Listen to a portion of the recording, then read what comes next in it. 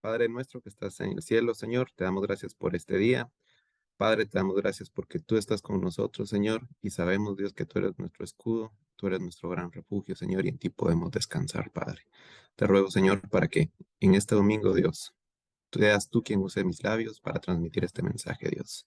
Te ruego, Señor, que estos corazones que están hoy aquí, Señor, sean bendecidos con tu palabra y, Señor, que sean siempre reconfortados, Padre. En tu nombre oramos, Señor. Amén. Muy bien, hoy pues vamos a platicar un poco sobre la ansiedad. Yo a esta prédica le he puesto por nombre como la energía que Dios nos da, la energía en el susurro, y también que tenemos que estar ansiosos por nada, tal y como la Biblia nos lo dice.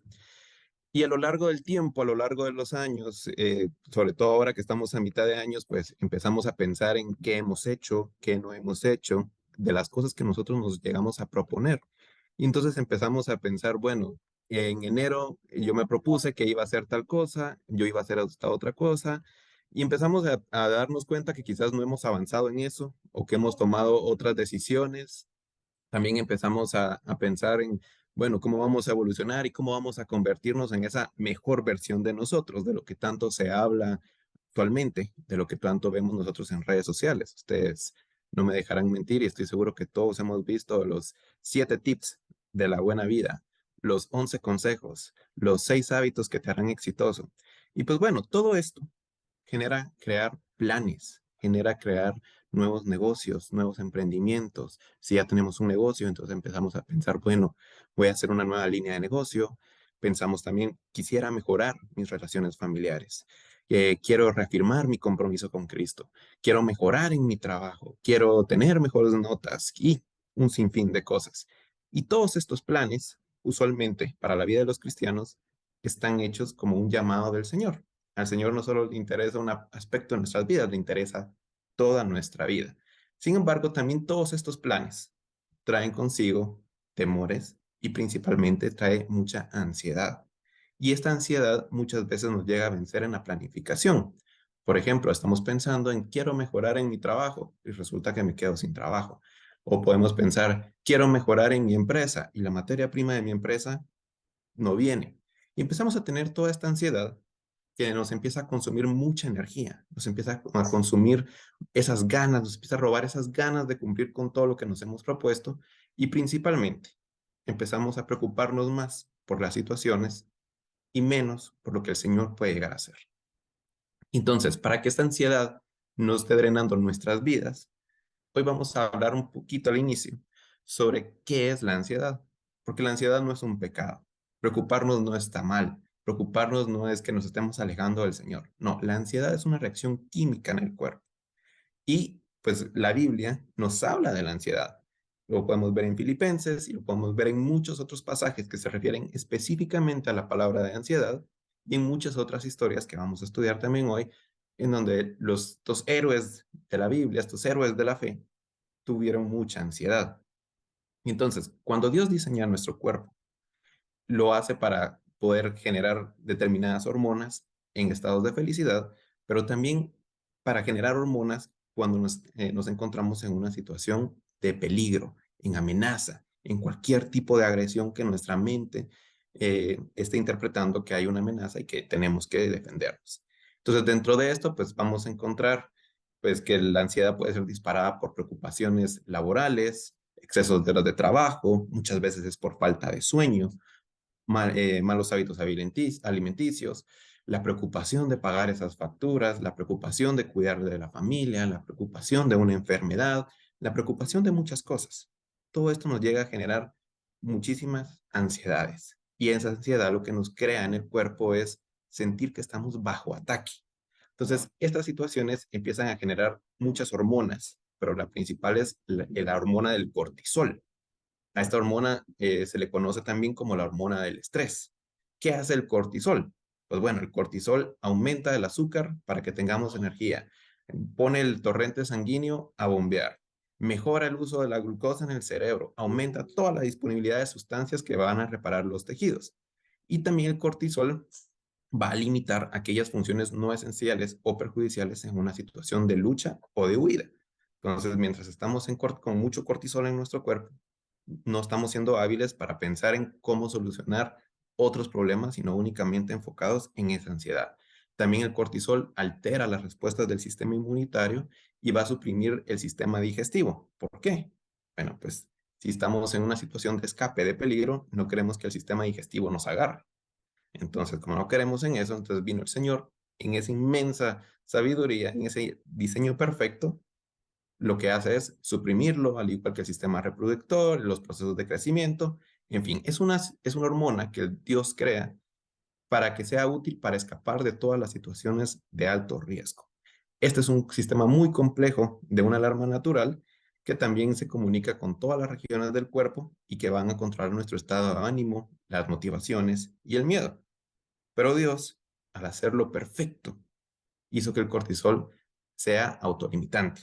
Es decir, que fuimos creados para que el cortisol esté un pequeño tiempo, un pequeño lapso en nuestro cuerpo.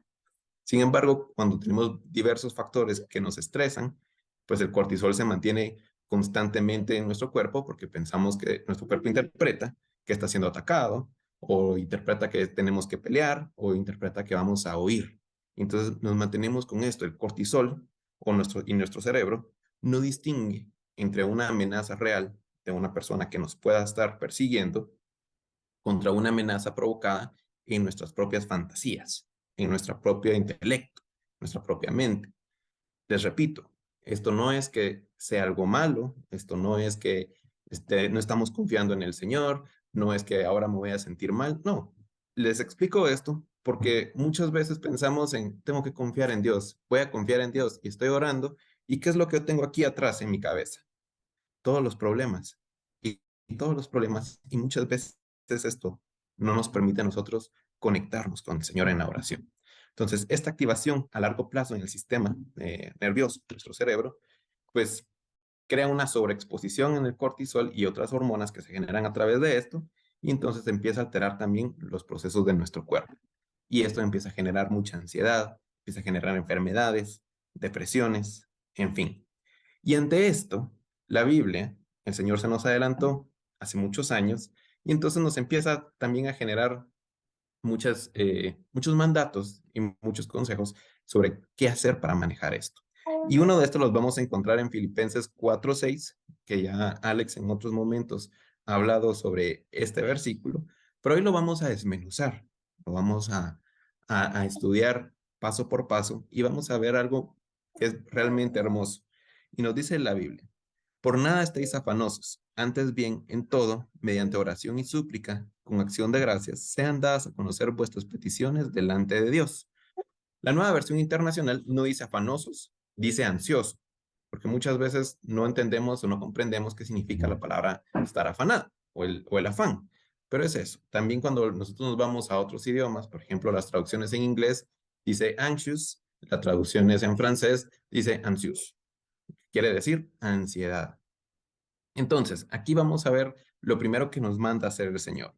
Nos dice, por nada estéis afanosos, antes bien, en todo, mediante oración. Entonces, lo primero que Dios nos manda hacer en una situación de ansiedad, conforme yo tengo ansiedad, conforme yo tengo miedo, dice, orar. Nos manda a orar, nos manda que nos comuniquemos con Él, ya que, como les dije al inicio, Él está sumamente interesado en nosotros, sumamente interesados en quiénes somos y sumamente interesados en tener una relación. Recuerden que una relación no se construye de la noche a la mañana. Una relación se construye mediante esa comunicación.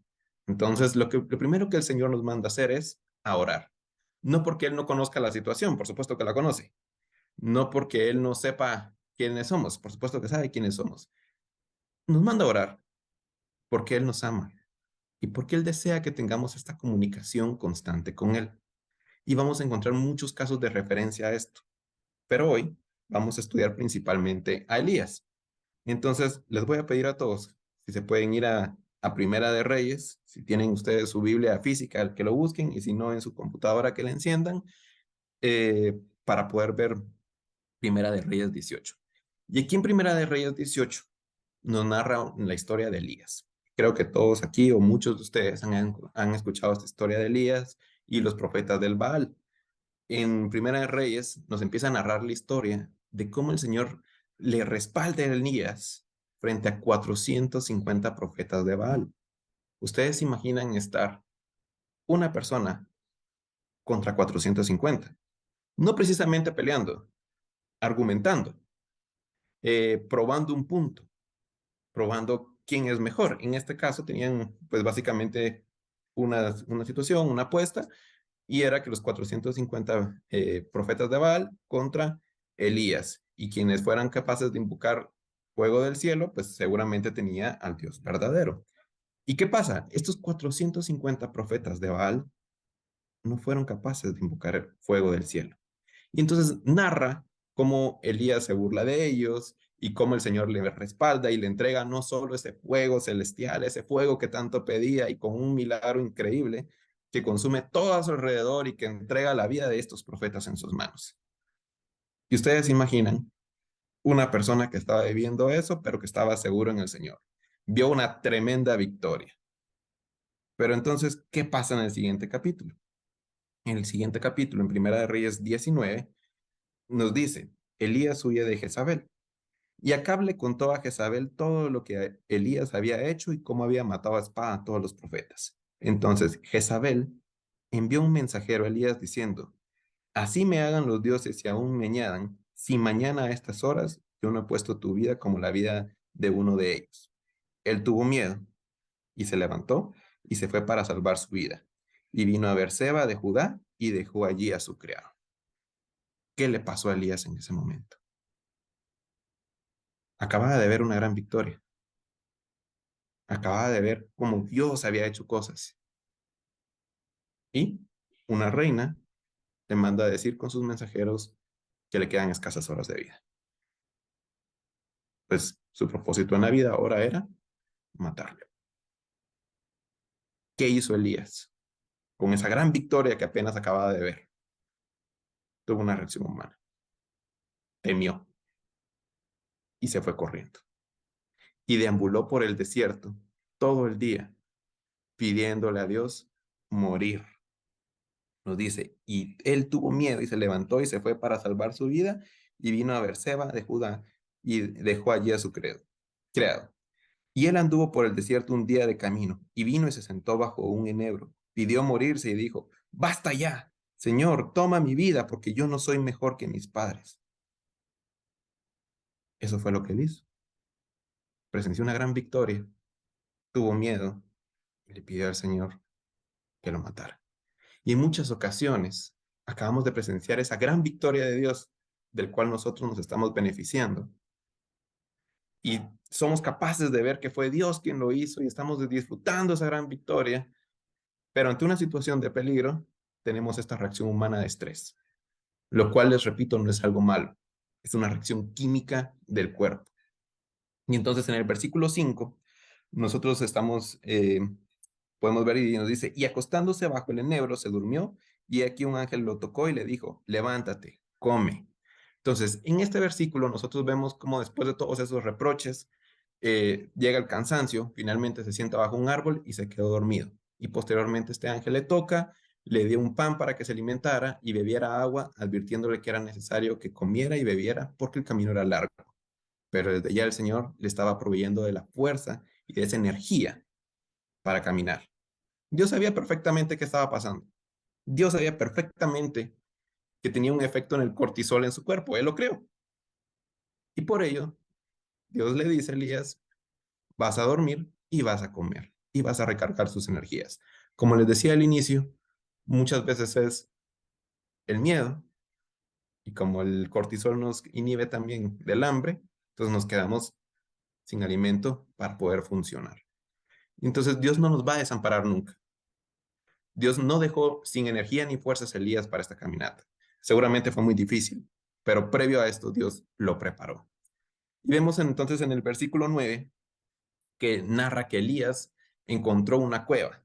Y aunque no se diga que fue así, podemos deducir de este versículo que en esa cueva él se esconde, pues lo estaban buscando para matarlo.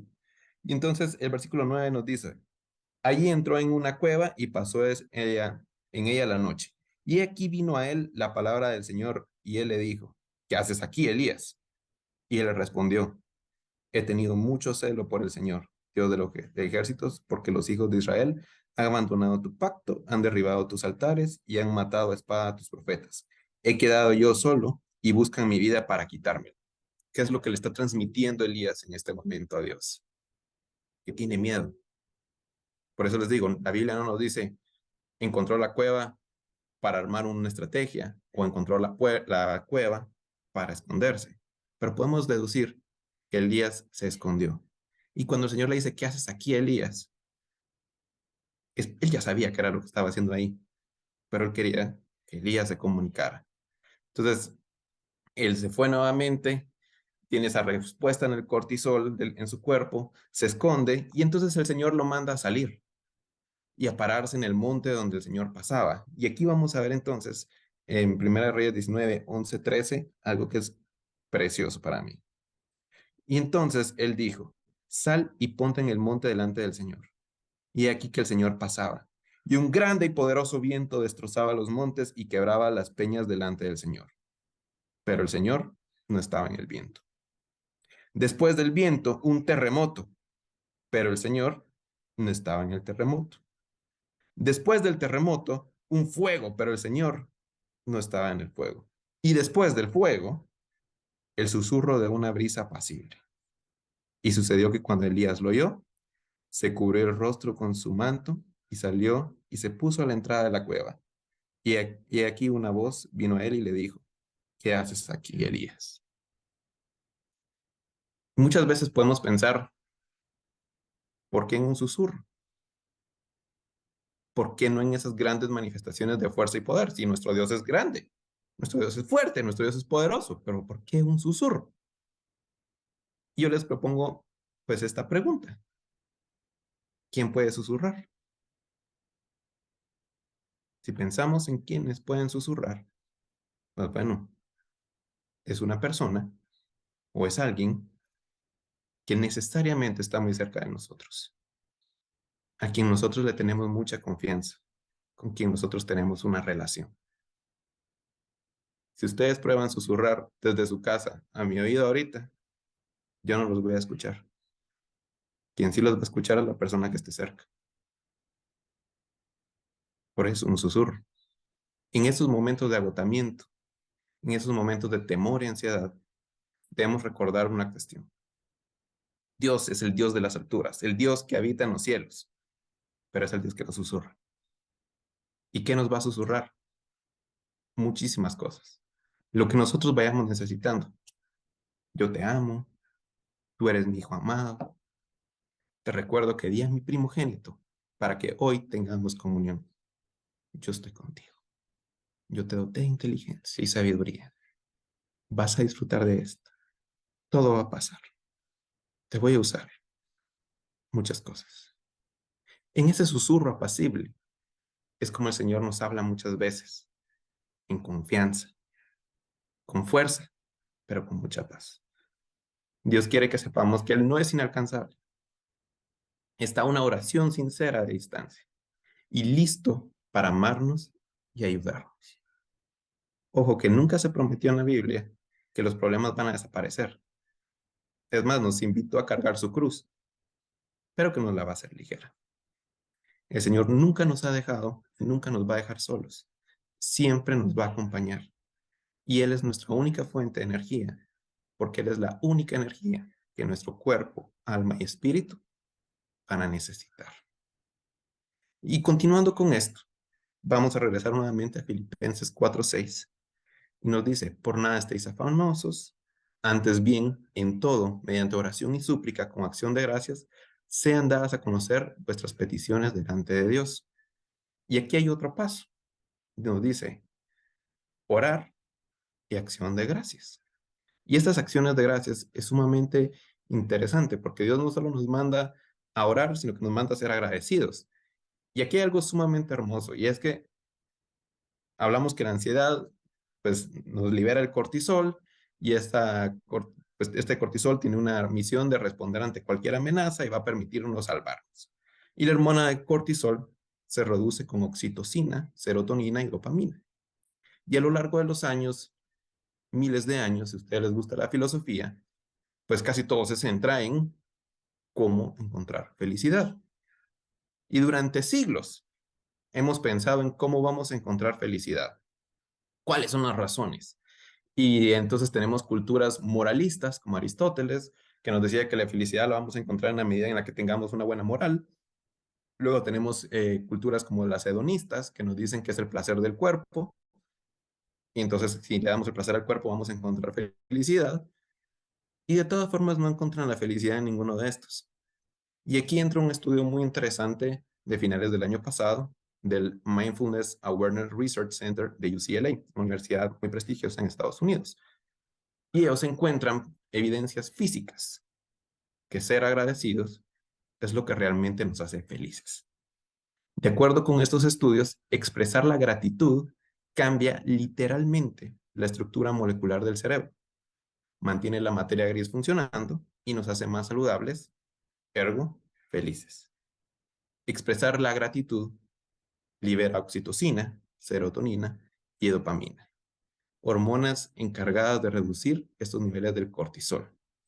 Como podemos ver, hace más de 2000 años, nuestro Dios ya sabía el diseño de nuestro cuerpo.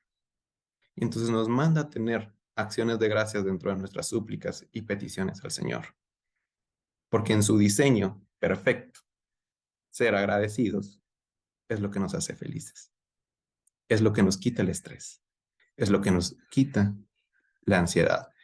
Este es un mandato evidentemente inspirado por Dios. Tiene un sentido. Estamos ansiosos, estamos estresados, tengo miedo. Nos dice, ora, suplica y sea agradecido. Porque eso va a disminuir el cortisol. Porque eso nos va a bajar el cortisol y nos va a permitir recordar cuáles son sus pactos, cuáles son sus promesas y esas bondades. Hay numerosos estudios recientes que tratan sobre cómo ser una persona agradecida, pues nos va a cambiar esta estructura mental y nos hace preocuparnos menos. Como consecuencia, al ser agradecidos, aprendemos a estar conscientes que es Dios quien está con nosotros, por nosotros, y que nosotros dependemos exclusivamente de Él. Que todo lo que experimentamos se debe a la gracia del Señor y que nunca estamos solos. Así fallemos, así nos equivoquemos, así pequemos. El Señor está con nosotros siempre para rescatarnos. Y vamos a encontrar muestras de gratitud en la Biblia en muchos pasajes. Y vamos a ver, por ejemplo, en Lucas 17, del 11 al 19, eh, nos, nos narra la historia de los 10 leprosos que llegaron a Jesús pidiendo mucha misericordia por ellos. Y entonces Jesús les da la instrucción de ir y mostrarse ante los sacerdotes. Mientras caminaban, sus cuerpos se iban limpiando. ¿Y qué es lo que les dice? Id y mostraos a los sacerdotes. Y entonces ellos van caminando con mucha fe, porque no lo vamos a decir, van caminando con mucha fe mientras sus cuerpos se limpiaban. Y de estos 10, 9 leprosos se fueron a celebrar, seguramente, y solo uno de ellos regresa a Jesús. No nos dice más, simplemente nos dice, y cayó sobre su, nos dice, entonces uno de ellos, al ver que había sido sanado, se volvió glorificando a Dios en alta voz, y cayó sobre su rostro a los pies de Jesús, dándole gracias. Y este era samaritano. Respondiendo Jesús dijo, no fueron 10 los que quedaron limpios, y los otros 9, ¿dónde están? No hubo ninguno que regresara a dar gloria a Dios, excepto este extranjero.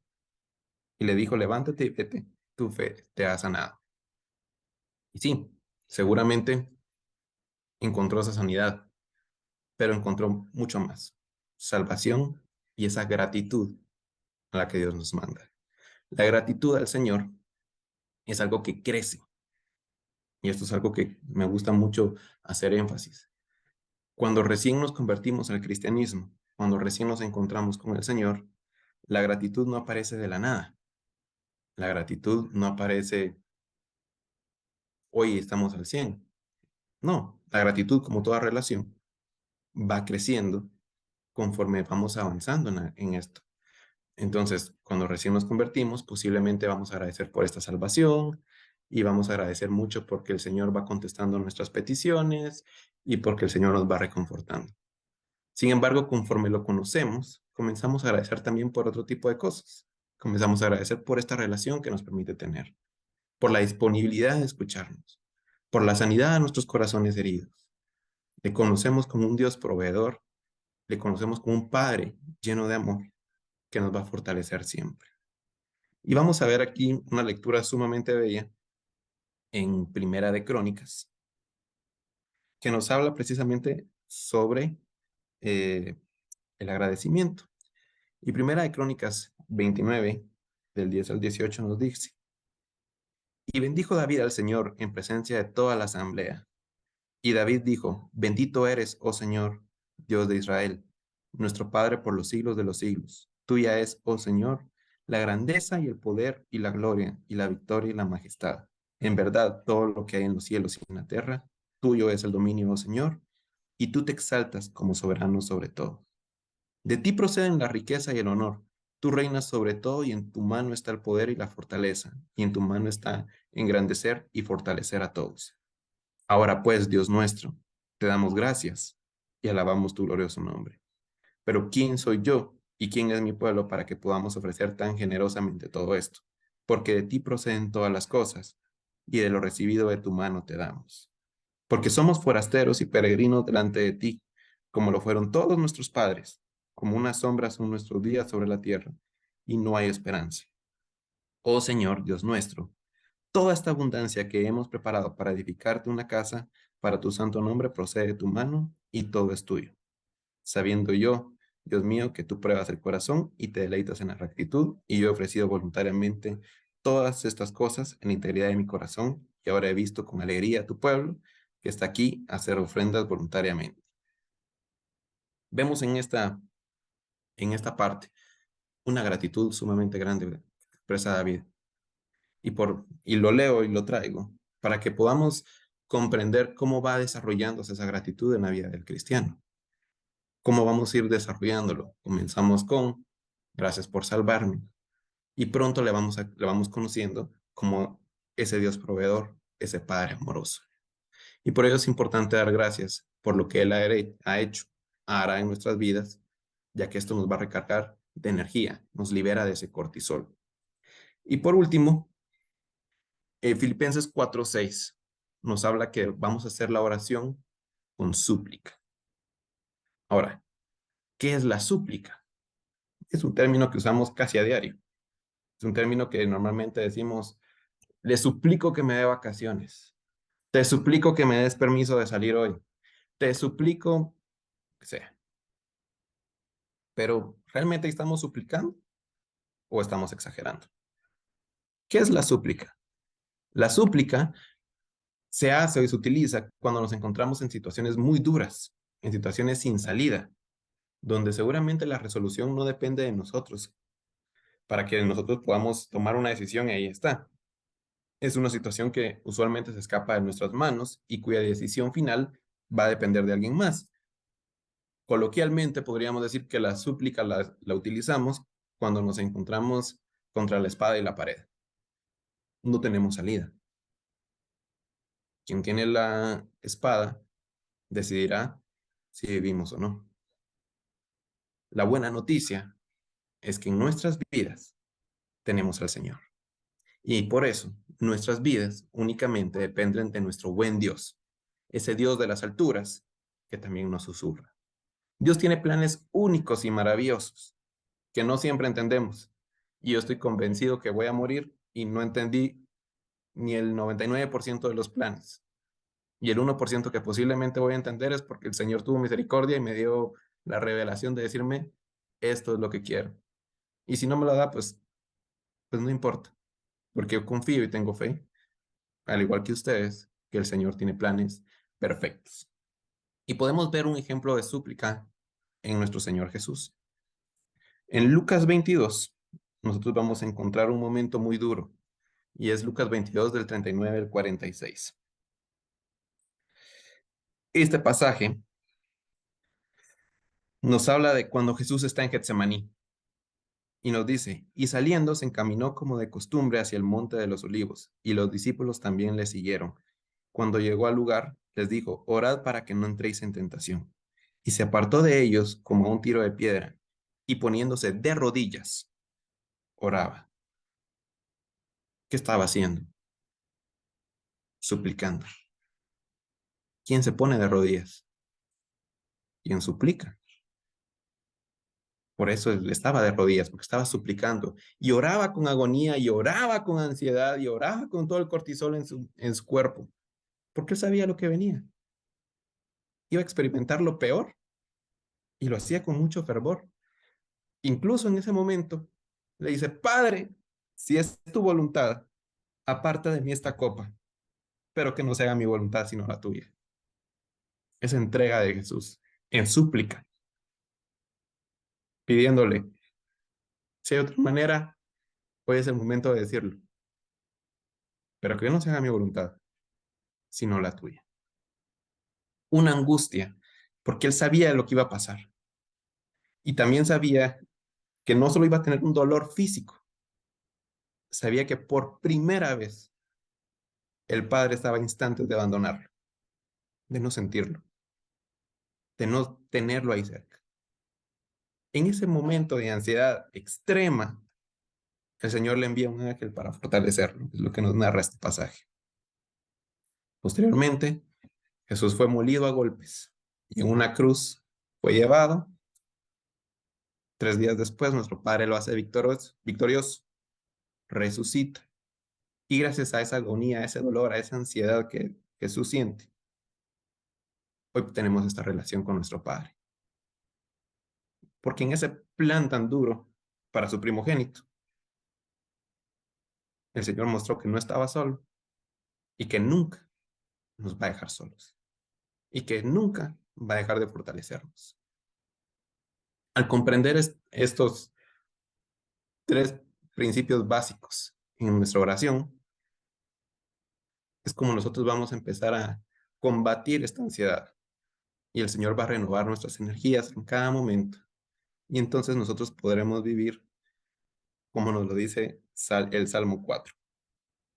El Salmo 4 nos habla en su último versículo, y en paz me acostaré y así también dormiré, porque solo tú, Señor, me haces vivir confiado. El mensaje de hoy es sobre Filipenses 4:6. Quiero también comunicarles, la ansiedad no es un pecado, no es algo malo lo que ustedes están sintiendo. Es una reacción natural que el Señor dejó en nuestro cuerpo, pero también nos dejó la guía para liberarnos de ella. Nos dice, cuando nos sintamos así, oremos con súplica y acción de gracias y pongamos nuestras peticiones frente a nuestro buen Dios. Y para terminar, pues con esta reflexión, quisiera hacer una oración por todos los que están acá. Así es que les voy a pedir que nos pongamos en una actitud de oración. Padre nuestro, gracias por este día. Gracias, Señor, por que tú, Dios, estás con nosotros. Porque tú, Padre, no nos abandonas nunca, Señor. Tú conoces nuestros corazones, Señor. Tú conoces nuestras ansiedades. Tú conoces nuestras preocupaciones. Te ruego, Señor, por los corazones de todos los que están hoy conectados, para que tú, Señor, puedas mostrarles amor en abundancia, puedas darles paz, puedas darles tranquilidad. Señor, que esa paz que sobrepasa todo entendimiento, quien obre, Señor, para que seas tú, Señor, quien esté con cada uno de nosotros y que cada uno de nosotros en un momento de ansiedad, Señor, en un momento de sumo temor, recordemos que eres tú nuestra única luz, nuestra única fuente de energía, Señor, y que podemos recurrir a ti, Padre. Te ruego por las peticiones de todos los que están aquí hoy, Señor, para que sean atendidas, Señor. Te lo ruego, Señor, en nombre de Jesús. Oramos. Amén.